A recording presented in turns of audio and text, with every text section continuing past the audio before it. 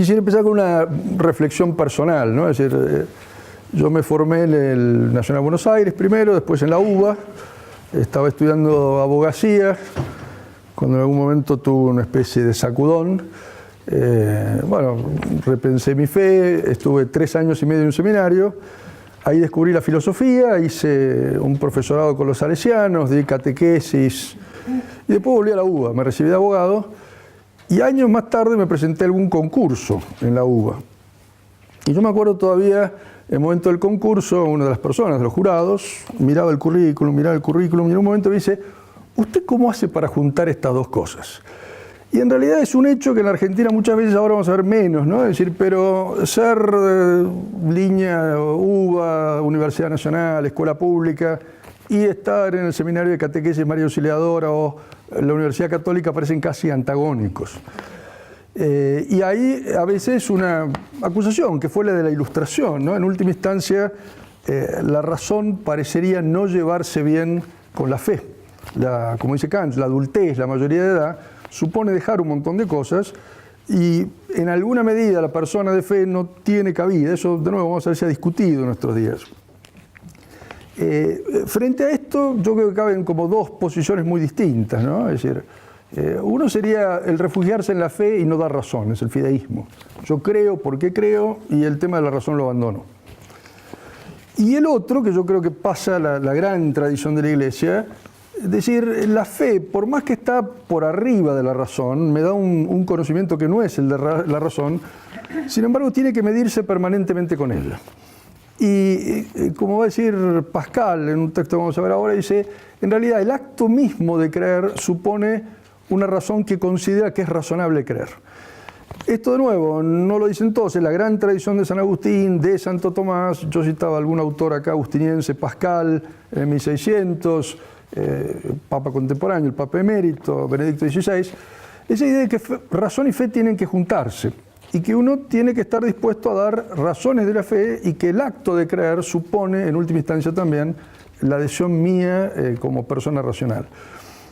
Esto yo creo que es especialmente importante en un universitario, ¿no? Es decir, no porque la fe, podríamos decir así, necesite de la razón directamente. A ver, en filosofía a veces se dice que hay como 3 grandes caminos, veo que algunos de ellos van a seguir en estas charlas, como para hablar de Dios. Uno que parte de la razón, la verdad, es decir, la búsqueda de la verdad termina, uno podría decir, una verdad absoluta que es Dios. Otra gran línea que tiene que ver con la búsqueda del bien, la experiencia del encuentro con el otro, del encuentro con Dios, también es muy fuerte. Y por último, la experiencia de la belleza. Verdad, bien, belleza son caminos que apuntan a un cierto absoluto que en última instancia se acaba en Dios. Uno podría decir que toda persona que empieza a buscar la verdad, toda persona que empieza a experimentar lo que es el encuentro con el otro, toda persona que empieza a sentir lo que es la maravilla y la belleza, empieza un camino que no tiene término, o que en última instancia se acaba solamente en Dios. Algunas personas han ido desde la verdad a Dios. Pienso, por ejemplo, en una filósofa judía muy importante, Edith Stein. Ella empieza a filosofar comienzo del siglo XX en el círculo de un filósofo muy importante, Husserl, y de ahí va pasando a Santo Tomás y a su conversión, y su conversión a lo cristiano viene del tema de la búsqueda de la verdad. Pero puede haber otros caminos. En el caso mío, que era una formación ultra racionalista, yo aterricé vía militancia política en un barrio y me acuerdo haber integrado un equipo de reflexión con 2 obreros de la construcción, un tipo que era ferroviario. Difícilmente hubieran tenido el secundario completo. Y a mí me abrió un universo, pero me voló la cabeza. Me dio cosas que yo no había encontrado en otro lugar. Lo que no quita que después hubiera tenido que pasar por el tamiz de mi razón también todas esas experiencias. Y la Iglesia desde los orígenes dijo que en el fondo fe y razón tenían que estar unidas. Ustedes tienen uno de los primeros textos tomados de una encíclica de Juan Pablo II, donde Juan Pablo dice, ya desde el comienzo, de alguna manera, de la difusión del cristianismo, el cristianismo tiene que confrontarse con la razón y con la filosofía. Cuando San Pablo llega a Grecia, una posibilidad era discutir con los dioses griegos, el politeísmo. Y sin embargo la filosofía se sintió mucho más cómodo que con los dioses griegos, con los filósofos griegos, que ya de alguna manera desde los orígenes más remotos habían empezado a discutir la imagen politeísta, por ejemplo. Homero tiene dioses celosos, que se pelean entre ellos, envidiosos, y ya el platonismo había dicho, por ejemplo, y antes del Genófanes, los dioses no pueden ser como de alguna manera los hombres los plantean.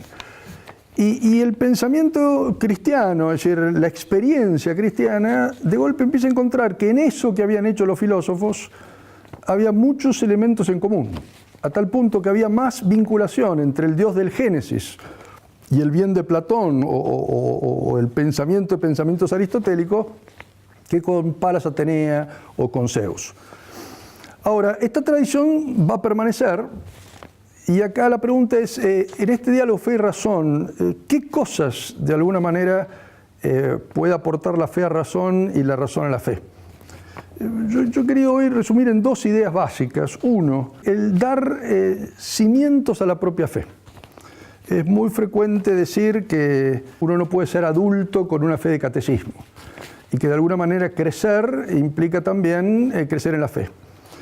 Yo tengo la sensación que uno no puede tener una fe adulta con una razón de catecismo y que de alguna manera pensar la fe significa de alguna manera confrontarnos a nosotros con nuestra razón y que esto de alguna manera tiene una directa vinculación también con el diálogo con los otros. Dos funciones de la razón con la fe. Uno, da ciertos fundamentos a mi fe, y dos, me permite el diálogo con el no creyente. A ver, voy a un texto, es un texto viejo, que trata sobre la enseñanza de la filosofía en la Facultad de Teología, en los seminarios. Y apunta a dos temas importantes. Uno, dice, la adhesión perfecta del hombre a la revelación divina no puede ser concebida como un acto de fe ciega, una postura fideística carente de motivos racionales. El acto de fe presupone por su naturaleza las razones de creer, los motivos de credibilidad, los cuales son en gran parte de índole filosófica.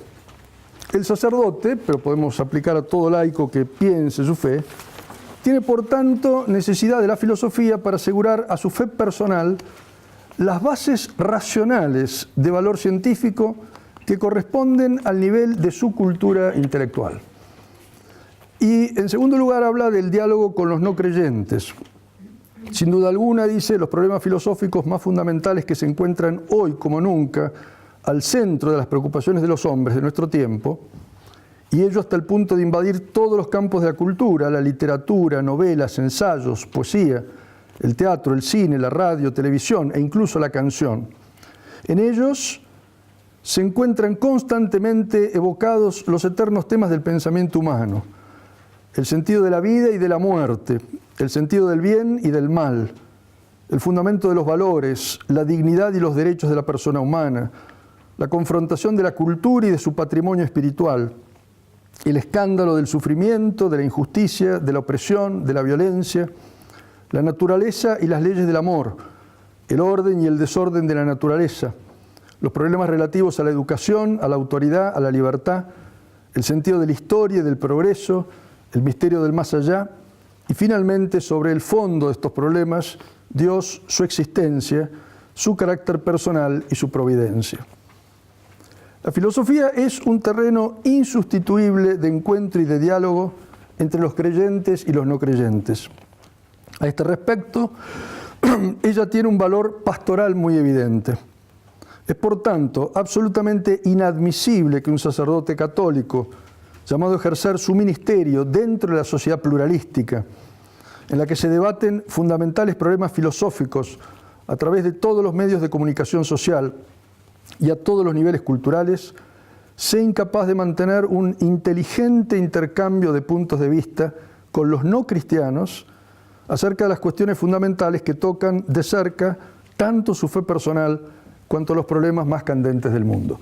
El documento está hablando del diálogo con el otro. Yo tengo la convicción de que ese diálogo con el otro es un diálogo con nosotros mismos. Yo no sé, ustedes universitarios, pero la universidad actual es un lugar donde se debaten permanentemente. Planteo solamente algunas cuestiones, no solamente el tema del aborto, que es quizás moralmente más claro, pero perspectiva de género, varón-mujer, rol nuestro en la sociedad, tema político. Y uno a veces tiene la sensación, era mi caso, que a veces en el momento de que la Iglesia propone cosas para creer, ese no creyente estaba dentro mío también, y que yo tenía un montón de objeciones. Y la fe puede decir, bueno, yo cierro los ojos y creo. O puede significar también buscar las razones, los motivos, las respuestas. Y la fe es una invitación, de alguna manera, a seguir buscando. Edith Stein tiene unos textos lindísimos, ella con su experiencia de búsqueda, de hablar de la fe, y dice, la fe es una gran luz, pero es una luz oscura, porque me habla de una verdad que al mismo tiempo no puedo poseer, no poseo ya, ahora. Y por eso, dice, todo intento de buscar esta verdad es un enorme consuelo.